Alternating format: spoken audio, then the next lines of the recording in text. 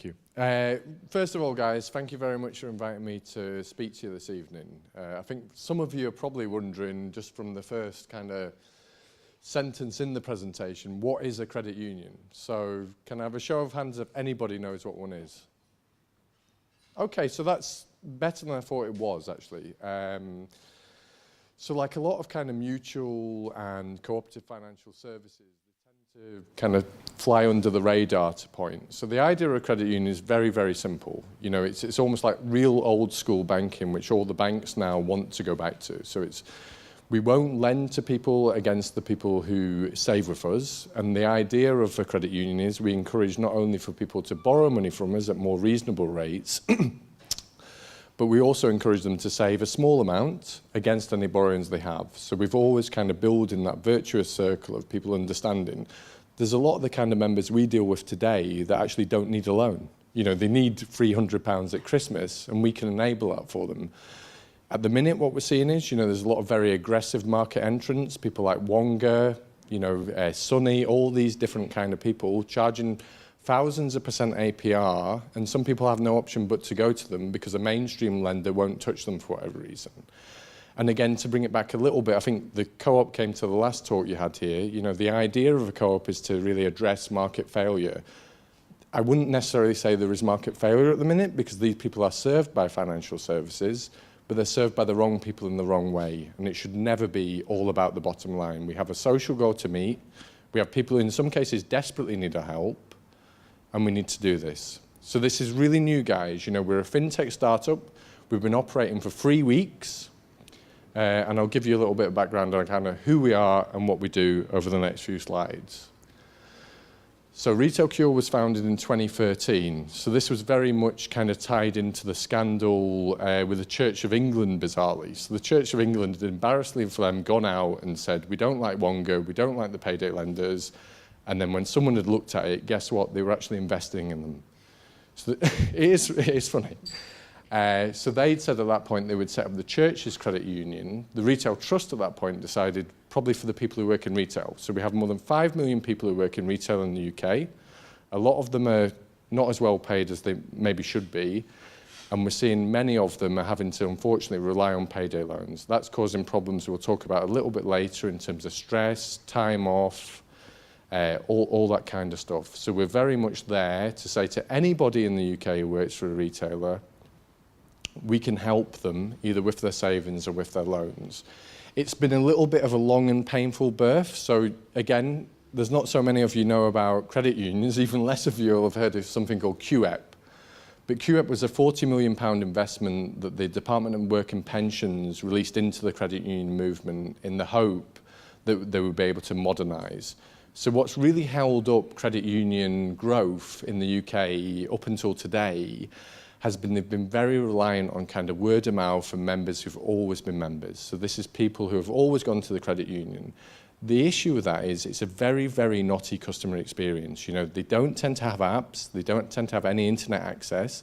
It can take more than 4 weeks to open an account. So it's not an attractive kind of customer proposition. When you think about it, on a Friday night, if you've got the Wonga app and you decide you want £100, you can have the £100 in the next 20 minutes. So there really has been a journey to go on to modernise the movement through technology, because what we don't need is the people who have always banked with credit unions. What we need is people like me and people like you to start banking with credit unions, to build up more money to enable the social goals. We can't rely on the existing members.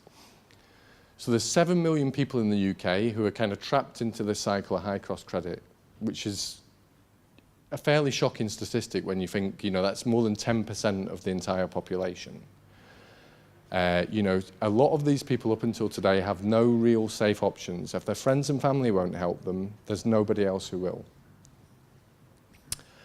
So again, like I say, the idea of this entire program was to use this money to modernise credit unions, make them more self-sustaining, and be able to help the people who really need the help.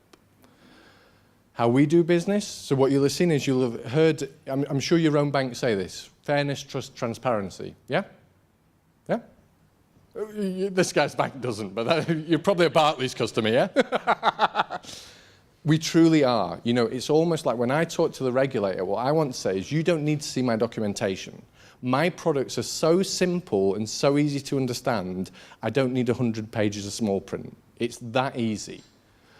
You know, we want people to be able to understand what we're offering them, understand what the difference is if they go somewhere else, you know. So if somebody borrows with us, who would typically gone to Wonga or Provident or another one of these kind of doorstep lenders, they're paying so much more, even though we're actually taking a savings. So credit unions are a bit interesting. So is anybody a member of a credit union in the audience? Okay, one, great. So there's a few kind of interesting quirks. We're bound by two things which kind of, you could look as artificial barriers to competing with a bank. So you need to be a member, and to be a member you need to pay £1 to create your membership share. You also need to fall into something called a common bond. Now, a common bond can be anything, but it tends to be either people who work in a place or a sector, people who study in a place, worship in a place, anything else. And that's one of those things. Up until very recently, the Bank of England wouldn't let us have a common bond that was more than 2 million members. As I said earlier, our common bond is more than 5 million potential people that we can help, which is a huge step forward for the entire movement.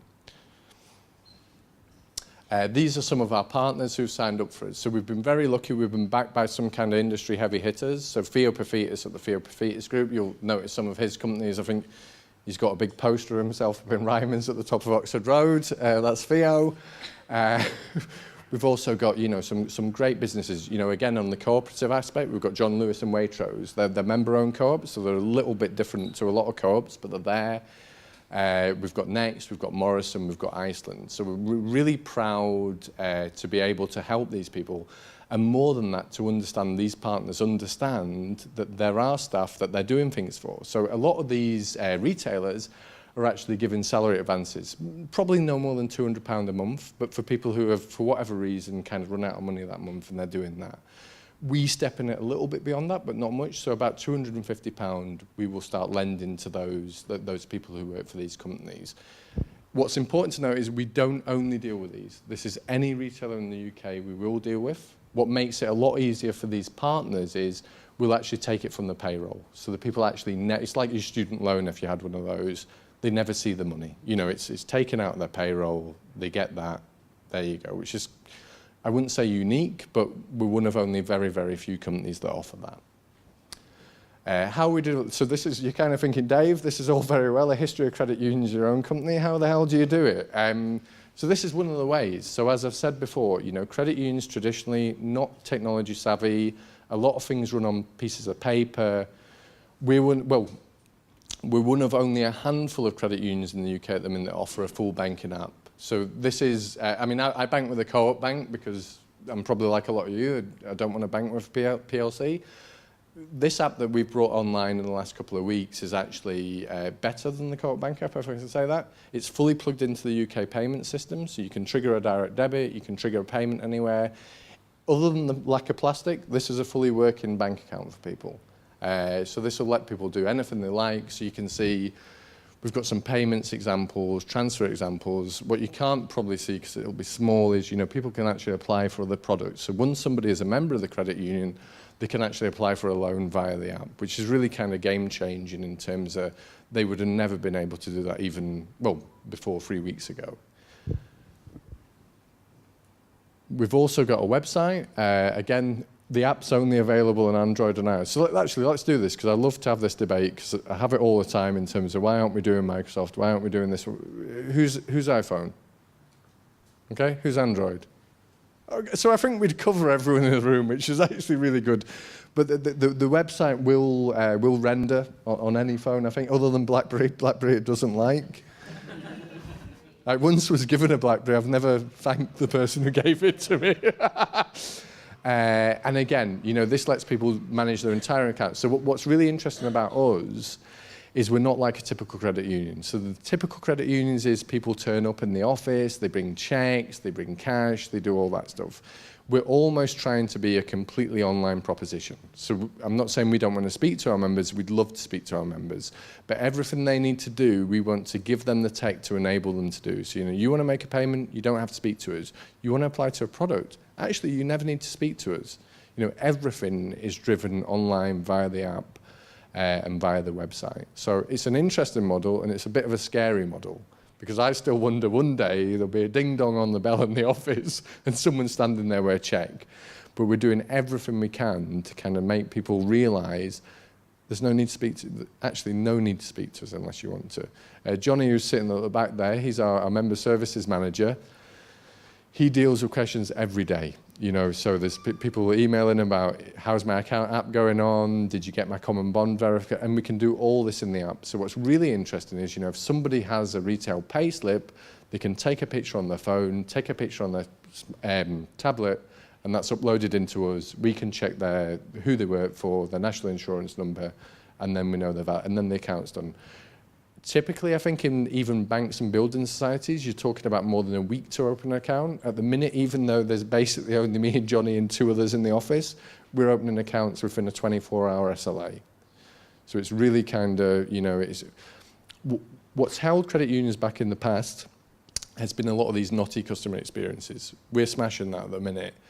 America has a very, very different experience with credit unions. The biggest credit union in America is bigger than every credit union in the UK put together. Because what do? They have better, simpler products, and they have more customer service and care. And that's the differentiator for us. You know, we don't just want to be a source of credit, a lender, or a last resort. We want people to come to us because we are a little bit different, if that makes sense. So this is some of the benefits. So you can see it's not just about the lending. So everyone else that I mentioned so far will be very, very lending heavy. We want to encourage people to save, because I guarantee you there'll be 60% of our membership never actually need to borrow. It's just they're not saving. If we encourage them to save maybe £20 a month, come Christmas, they've got that money. They don't need to lend, and we don't want them to lend to us. For the people who do want to lend to us, and probably what makes us different from any lender in the UK, we don't want them to stay as our customers. I want to build their credit files. I want them to get comfortable with how much money they've got coming in and out. And do you know what? In 3 years, I want them to go to a mainstream lender. I don't want them coming back to me. I want to hand them off, which is kind of unique in terms of, you know, we're really trying to encourage people to be able to do the things in terms of access to mainstream finance. But you can see some of the problems we've seen in terms of different reports. So, you know, obviously, if you can't borrow money, you need to borrow money, or you're being charged thousands of % APR, it sounds as if it would stress me out. Well, guess what? It's stressing out the people who work for these retailers. We're seeing absenteeism because, you know, people are maybe not even feeling confident, or maybe can't afford the bus or the train into work, which is a serious problem. The boost in morale of workforce, I don't necessarily think it's something you can quantify. But what we're seeing already is, from the very few members we have, they're speaking to their friends at the work. They're speaking to their union office. And isn't that wonderful? We've not got a poster. We've not got any active marketing. We have nothing. We are purely a word-of-mouth business at this point of view. And we're taking on, it won't sound huge to you guys, but, you know, at 4 or 5 members a day and 4 or 5 people who desperately need our help, that's huge. And, you know, when we go with John Lewis in January, when we go with Hugh next month, that's going to be massive. And the staff retention and loyalty is a big thing. You know, the co-op who were here the other month, they have their own credit union inbuilt to them. And it's a whole part of that. You know, it doesn't matter where you are in the organisation, you can save, whether you're the chief exec or you're the guy unloading the vans in the warehouse. So here's some, this is a Provident example. So what we're saying is, you know, this is typically what we would charge a member. So you can see the interest charge. It's still an interest charge. We have to make money to help other people. We're non-profit, but we do need to turn a profit to stay alive. But you can see the different thing on the right there is the loan, the savings by the end of the loan. So it's letting people build up that nest egg. And what's really interesting on the next slide is you can see actually what people are paying. So what have we got here? We've got, you know, 219%. You know, 234%, and these aren't the worst places for loans in the UK. But what you can see here is, look at the difference. So this is, if you were to take a loan with Provident tomorrow, you'd end up paying £820 for £1,000. If you take a loan with us tomorrow, it costs you £134, and you end up with £633 as a little nest egg for yourself. So it's all about that kind of financial education, financial inclusion that these other companies aren't offering at the moment. So that's guys, unless you've got any sort of burning questions, that's more or less Retail Cure in a box. Sorry, my friend. I've got a couple. Fire away. One of the things that you said about mainstream lenders. Yes. We also use the expression doorstep lenders. Yes. I thought it was a bit contradictory, and I'm sure it's me that No. didn't understand correctly. At the beginning you said that it would be a better deal for anyone to use a credit union Yep. than to go to a doorstep lender. Yep. But then you said that you wanted them to move away from you. Absolutely. Credit and go to mainstream lending. Yeah. So does that mean that you're in the middle of the game when it comes to APR? So we're probably not, we're not so competitive actually. Our cheapest loan, I think Johnny will correct me, is about 9.9%. Our most expensive loan is about 39%, which you guys will probably think, wow, that's expensive. It is expensive. 6,000. Absolutely. And the problem is if we're the only kind of fallback option for those people because the mainstream lenders won't touch them. We do have very good saving rates. So Yeah. I think people might be worried that they see us only for loans, but I think if you're a general person who earns quite well, you do have some savings.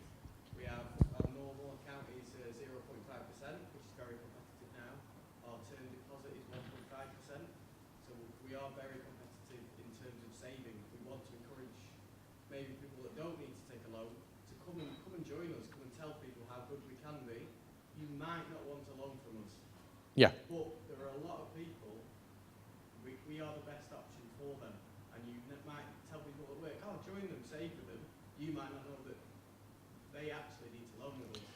We've got two clients, haven't we? We've got two different markets that we need to... Absolutely. And the other interesting thing to point out is, you know, we don't want to have actually, do you know what? I'll be honest with you guys. I don't really have a problem with Wonga. I think it addresses a gap in the market. I think it's expensive, but I think for a lot of people, actually, if I'm borrowing 50 quid on Friday night and I'm paying back 55 quid the next Friday night, they're probably not necessarily that's fair. That's transparent. Let's be honest about that.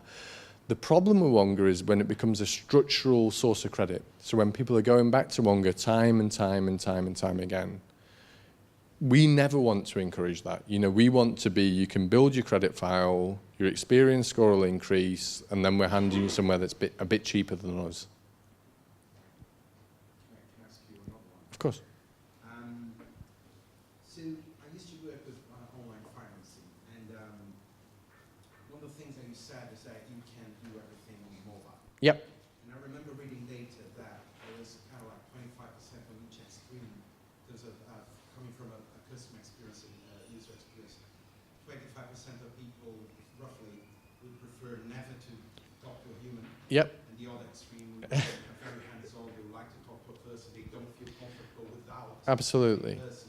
So how do you address the people that want to? You said something like that if they want to talk to someone, they can. Yeah. So from a user experience perspective, how would one do that on a mobile? Do you have a call us button? We have a secured messaging facility, but I don't think that answers your point. You know, we're a member-facing business. We wouldn't exist without our members. And actually, if our members want us to tweak our model to be a little bit less online, do you know what? We're going to tweak our model.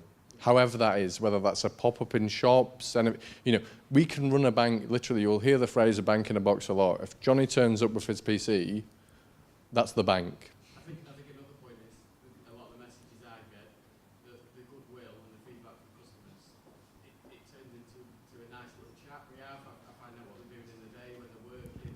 I get kisses at the end of messages. Members is a lot different. I'm currently answering the phone, or ignore it at the moment, and it's working really well. They send a good photo. A lot, even this older generation now, they're sat on their iPad every night. Yeah. Watching Coronation Street.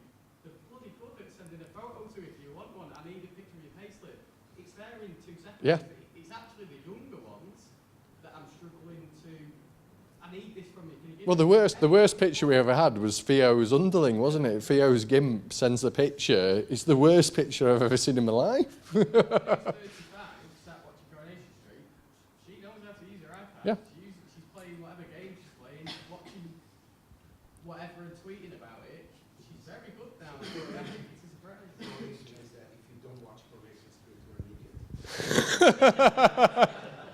You're just not in our target segment. Yeah, but I do know what's going on with most of the characters in Corio, right? Because it doesn't come up.